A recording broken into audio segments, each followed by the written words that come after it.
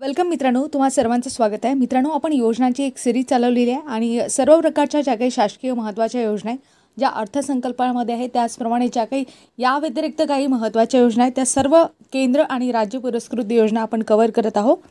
आणि ज्या काही महत्त्वाच्या योजना आपण कव्हर केलेल्या आहेत त्याची जी लिंक आहे त्याच्याशी संबंधित एक प्लेलिस्ट आहे. प्लेलिस्ट तुम्हाला डिस्क्रिप्शनमध्ये किंवा कमेंट बॉक्समध्ये मिळून जाईल.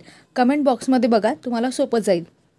तर मित्रांनो, अतिशय महत्त्वाच्या सगळ्या योजना आपण कव्हर करणार आहोत. आणि तुम्ही कुठलीही एक्झाम द्या, मग MPSC करत असाल, कंबाईन करत असाल, ग्रुप बी, ग्रुप सी, ग्रुप डी, कुठलीही प्रकारची एक्झाम असो, सरळ सेवा असो, जिल्हा परिषद भरती असो, पोलीस भरती असो, आरोग्यसेवक भरती असो, कोणत्याही भरती असो, तसंच SSC आहे, SSC CGL आहे, SSC GD आहे, कोणती एक्झाम असो, त्यामध्ये योजना तुम्हाला महत्त्वाच्या आहे. तर लक्षात ठेवा, योजनांची सिरीज नक्की कंटिन्यू करा आणि अशाच अपडेटेड माहितीसाठी सबस्क्राईब करायला विसरू नका. सोबतच बेल आयकॉनला प्रेस करा, जेणेकरून तुम्हाला नोटिफिकेशन मिळतील. मित्रांनो, आजची आपली महत्त्वाची योजना आहे PM किसान योजना, म्हणजेच प्रधानमंत्री किसान सन्मान निधी योजना. म्हणजे आपण फुल फॉर्म जर बघितलं तर प्रधानमंत्री किसान सन्मान निधी योजना असा त्याचा फुल फॉर्म आहे. तर लक्षात ठेवा, फुल फॉर्म आणि शॉर्ट फॉर्म काय आहे? PM किसान योजना. लक्षात ठेवा, दोन्ही गोष्टी लक्षात ठेवणं महत्त्वाचे आहे. तर आपण बघतो मित्रांनो, ही योजना का सुरू करण्यात आली, यामागे काय गोष्टी होत्या त्या आपण सुरुवातीला जाणून घेऊ. म्हणजे इतिहास जाणून घेऊ आणि त्याच्यानंतर योजनेला सुरुवात वगैरे कसं काय सुरू झालं सगळ्या गोष्टी बघू. तर मित्रांनो, आता ही योजना कशी लक्षात ठेवायची मी त्या सगळ्या गोष्टी तुम्हाला सांगणार आहे. बघा, आता मी जी गोष्ट सांगेल ती गोष्ट फक्त लक्षपूर्वक ऐका, म्हणजे मन लावून ऐका, तर तुम्हाला सगळ्या गोष्टी क्लिअर होतील. काय झालं, तेलंगणामध्ये आपण बघतो, म्हणजे गोष्ट आहे तेलंगणाची. तेलंगणामध्ये रैतू बंधू योजना होती, म्हणजेच त्याला आपण म्हणतो की ॲग्रिकल्चर इन्व्हेस्टमेंट सपोर्ट स्कीम म्हणून नावाने सुद्धा ती ओळखली जाते. अशा प्रकारची कुठे होती? तेलंगणामध्ये. काय नाव होतं? रैतू बंधू योजना. तर काय झालं होतं की तेलंगणाचे मुख्यमंत्री होते चंद्रशेखर राव यांनी काय केलं होतं, तर सुरुवात केली होती या योजनेची 10 मे 2018 पासून. कशासाठी? तर खरीप हंगामापासून ही योजना लागू करण्यात आली होती. आणि या योजनेचा उद्दिष्ट असा होता की 2018-19 प्रति एकर 8,000 रुपये त्यांनी सुरुवातीला दिले. 18-19 2 टप्प्यामध्ये, एक खरीप हंगामाच्या आधी 4,000 रुपये आणि रब्बी हंगामाच्या आधी 4,000 रुपये. नंतर समोर काय झालं की 2019-20 आधीचा टप्पा मी 18-19 सांगितला ना, आता 19-20 आर्थिक मदत 10,000 केली. म्हणजे 8,000च्या ऐवजी किती केली? 10,000 रुपये केली. आणि प्रतिवर्षी आपण बघतो, म्हणजे खरीप हंगामाच्या आधी 5,000 रुपये आणि रब्बी हंगामाच्या आधी 5,000 अशी रक्कम जी आहे ते चेकद्वारे काय करत होते, शेतकऱ्यांना देत असत. म्हणजे मित्रांनो, तुम्हाला इथे काही गोष्टी क्लिअर झाल्या असतील की तेलंगणामध्ये ही योजना सुरुवात करण्यात आली. म्हणजे योजने आपण बघतो PM किसान योजनेचा उगम कसा होतो किंवा त्याचा जन्म कसा होतो ते मी तुम्हाला गोष्ट सांगत आहे. की गोष्ट तेलंगणापासून स्टार्ट होते. तेलंगणामधील जे काही चंद्रशेखर राव आहेत, म्हणजे त्यावेळेचे तत्कालीन मुख्यमंत्री, त्यांनी ती योजना सुरू केली. कधी सुरू केली? 10 मे 2018 केली. आणि त्यामध्ये आपण 10,000 रुपयेपर्यंत रक्कम बघितली. आणि 10,000 रुपयेपर्यंतची रक्कम आहे ती त्यावेळेस त्यांनी 2 टप्प्यामध्ये विभागली. 2 टप्पे म्हणजे कोणते? तर रब्बीच्या आधी आणि खरीपच्या आधी 5,000 रुपये त्यांनी देण्याचे ठरवले. आणि ते कसे दिले? चेकद्वारे दिली.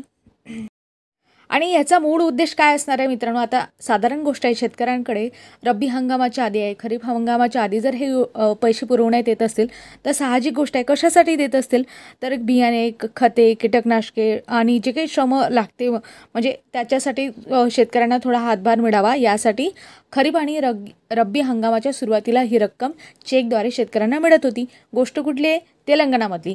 आता आपल्याला समजून घ्यायचं आहे की प्रधानमंत्री किसान सन्मान निधी योजना नेमकी झाली कशी सुरू. तर बघा मित्रांनो, अतिशय सोपी आणि साधी गोष्ट आहे. तर बघा, तेलंगणामध्ये रैतू बंधू योजना होती जी मी तुम्हाला सांगितली.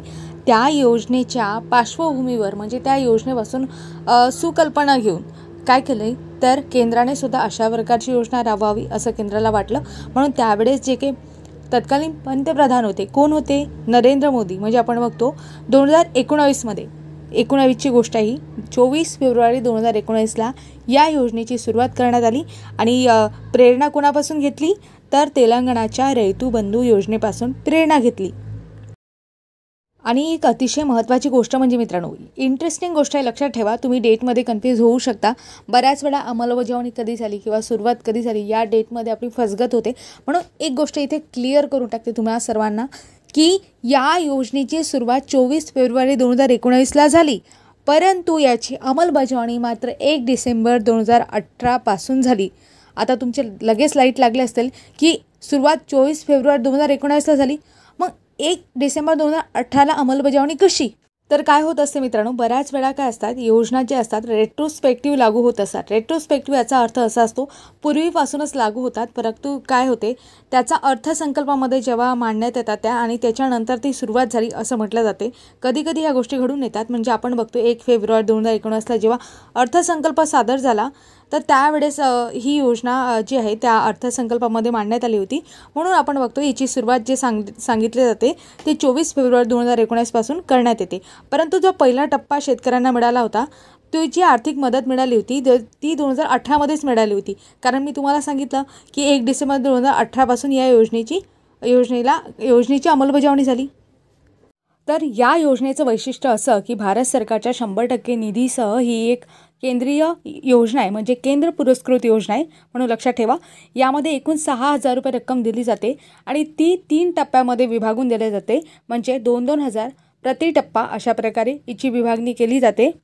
तर मित्रांनो, यामध्ये आपण जर बघितलं रैतू बंधू जी योजना होती तेलंगणाची, त्यामध्ये ते 10,000 रुपये रक्कम त्यांनी केली होती. ती प्रति एकर इतकी होती, म्हणजे प्रति एकराला 10,000 रुपये एवढी रक्कम शेतकऱ्याला देण्यात येत होती. परंतु तेच आपण PM किसान योजनेमध्ये बघितलं तर ही जी रक्कम आहे ते एक हेक्टरी नाही, तर आपण बघतो की प्रत्येक शेतकरी कुटुंबाला ही रक्कम देण्यात येते.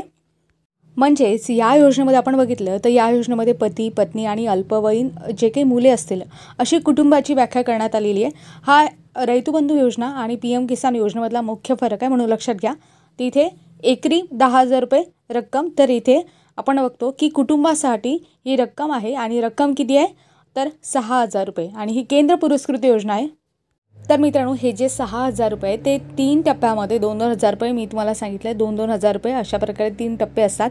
आणि हे जे आहे थेट लाभ हस्तांतरण म्हणजे DBT डायरेक्ट बेनिफिट ट्रान्सफर याद्वारे जे डायरेक्ट खात्यामध्ये वर्ग केले जातात. तर मित्रांनो, DBTबद्दल मी तुम्हाला पूर्णपणे सांगितले आहे. डायरेक्ट बेनिफिट ट्रान्सफर आता ते कधी सुरू झाली हे तुम्हाला कमेंट बॉक्समध्ये सांगायचं आहे. म्हणजे डायरेक्ट बेनिफिट ट्रान्सफर ही योजना कधीपासून लागू करण्यात आलेली आहे तर ते कमेंट बॉक्समध्ये सांगा. तर आपण एक गोष्ट बघितली मित्रांनो, इथे पॉईंटमध्ये बॉक्समध्ये काही नमूद केलेल्या गोष्टी आहेत बघा.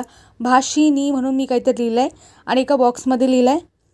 तर बघा मित्रांनो, काय झालं की शेतकऱ्यांना त्यांच्या मातृभाषेमध्ये माहिती मिळावी. आता आपण बघतो की हे केंद्र पुरस्कृत योजना आहे, म्हणजे आपण प्रत्येक राज्याची गोष्ट वेगळी असेल त्याची भाषा वेगळी असेल, बरोबर आहे.